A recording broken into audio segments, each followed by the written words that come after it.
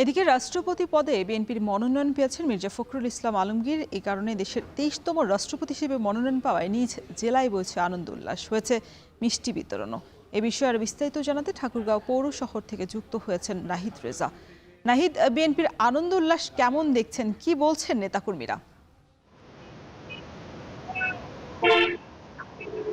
রওশন, আপনাকে শুরুতে যদি জানিয়ে রাখি যে বিএনপি থেকে দুপুরে পরে যখন বিএনপির যে সাবেক মহাসচিব রয়েছেন মির্জা ফখরুল ইসলাম আলমগীরের নাম রাষ্ট্রপতির মনোনয়নে প্রকাশ করা হয়েছে, এরপর থেকেই আমরা তার নিজ জেলার ঠাকুরগাঁয়ে লক্ষ্য করেছি নেতাকর্মী যারা রয়েছেন তাদের মধ্যে একটি আনন্দ উচ্ছ্বাস কিন্তু আমরা লক্ষ্য করেছি। শুধুমাত্র নেতাকর্মীরা নয়, ঠাকুরগাঁও জেলার অন্যান্য সাধারণ মানুষদের মধ্যেও আমরা একটি আনন্দ উচ্ছ্বাস লক্ষ্য করেছি। এর পাশাপাশি আমরা কিছুক্ষণ আগেও লক্ষ্য করেছি যে বিএনপি যেসব স্থানীয় নেতাকর্মীরা রয়েছেন, কিছু ব্যবসায়ী রয়েছেন, বিভিন্ন অঞ্চলের নেতাকর্মীরা সকলে একত্রিত হয়েছেন এবং একত্রিত হওয়ার পরে কিন্তু মিষ্টি বিতরণও তারা করেছেন। এবং কি আমরা নেতাকর্মীদের সঙ্গে কিন্তু এখানে কথা বলছিলাম, তারা যে বিষয়টি বলছেন যে দীর্ঘ লড়াই সংগ্রাম করে দীর্ঘদিন থেকে দলকে যেহেতু ধরে রেখেছিলেন মির্জা ফখরুল ইসলাম আলমগীর, তার এই যে ত্যাগ ছিল, এই ত্যাগের যে ফল, সেই প্রাপ্ত ফল কিন্তু তিনি আজ পেয়েছেন এই মনোনয়ন তাকে দেওয়ার পর থেকেই। আমরা নেতাকর্মীদের সঙ্গে আরো কথা বলেছিলাম, তারা সর্বোপরি বলছেন যে যেহেতু নিজ জেলা ঠাকুরগাঁয়ের মানুষ মির্জা ফখরুল ইসলাম আলমগীর দীর্ঘদিনের রাজনীতি করেছেন, রাজনীতির পরে বিভিন্ন ত্যাগ স্বীকার করেছেন। এই ত্যাগের ফলে তারা ঠাকুরগাঁয়ে যেসব নেতাকর্মী রয়েছেন তারা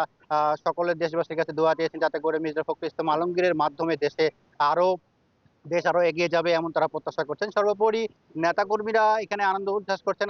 আমরা কিছুক্ষণ আগেও জেলা বিএনপি সভাপতির সঙ্গে কথা বলেছিলাম। তিনি যে বিষয়টি বলছেন, তারা এখানে দলীয় নেতাকর্মীরা সহ সকলে মিলে আলোচনা করছেন।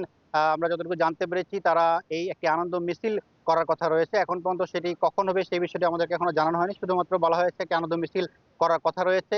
এই মিছিলটি কখন নাগাদ হবে সেই বিষয়টি এখন পর্যন্ত আমাদেরকে কিন্তু জানানো হয়নি। তবে মিছিল তারা করবেন এই বিষয়টা আমাদেরকে জানিয়েছেন। সর্বোপরি ঠাকুরগাঁয়ে যেসব নেতাকর্মীরা রয়েছেন, সাধারণ মানুষ রয়েছেন, তাদের প্রত্যাশা মির্জা ফখরুল ইসলাম আলমগীরের মাধ্যমে আগামী যে দেশ রয়েছে সেটি আরো ভালোভাবে এগিয়ে যাবে এমন প্রত্যাশা তারা করছেন। রওশন, এই ছিল ঠাকুরগাঁও থেকে আমার কাছে সর্বশেষ।